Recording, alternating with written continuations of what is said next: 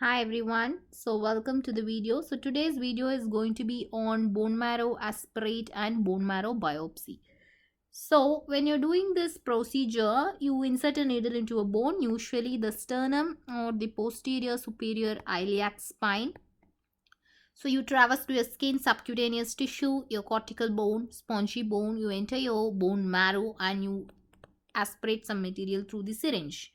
Next, you put this material on a slide and you smear it. This you call it as a bone marrow aspirate. Whatever blue stuff you're seeing are nothing but these bone marrow particles, right? So this is something like a aspiration cytology.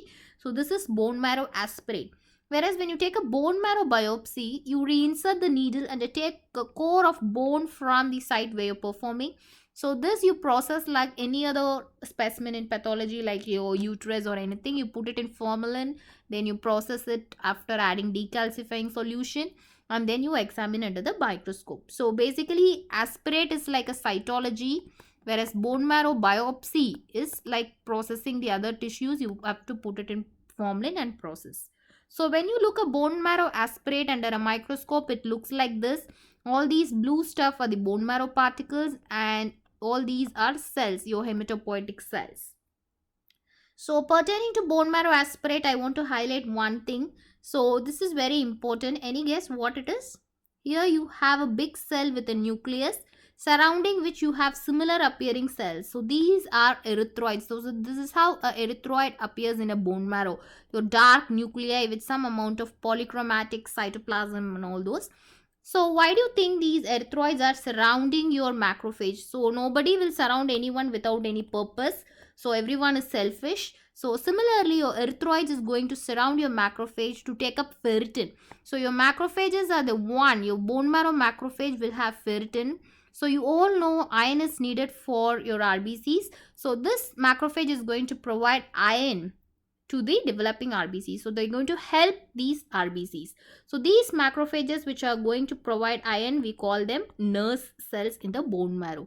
So this is important because this was asked once in your central exams 2 years back, and this macrophage surrounded by your erythroids, we call it as erythroid islands or erythroid macrophage islands. So this is how we call them as. But this is about aspirate. When you go to your biopsy, after processing, what do you see? You see three things: your bone, your bony trabeculae, then these blue stuff are your hematopoietic cells, then these empty space, white spaces are adipocytes. So these three things you get to see in a bone marrow. So whenever you are interpreting your bone marrow, the most important thing is age, history, and most important is peripheral smear. So don't ever interpret your bone marrow without all these. So I'll tell you why age is important. Because age is important in assessing your cellularity of your marrow. So roughly when you take the cellularity of your marrow, it will be 100 minus your age. So suppose let us consider the age of a person is 30. So your bone marrow should be 70% cellular. That is 100 minus 30. So if your bone marrow is less than 70% cellular, then it's called hypocellular marrow. If it's more cellular, we call it as a hypercellular marrow. If it's approximately 70%, we call them normocellular marrow. So cellularity meaning it should be constituted by your hematopoietic cells. So without age, you can't comment on the cellularity. Now look at these three marrows. Suppose let us say this is a marrow from a patient who is around 60 years. At least you have 40% cells. All these white are adipocytes. You should not consider them. So it seems to be normocellular. But take this marrow. The cells are more. The adipocytes are less. This is a hypercellular marrow. Here your adipocytes are more. Your cells are less. This is a hypocellular marrow. So this is how you assess a cellularity in your bone marrow.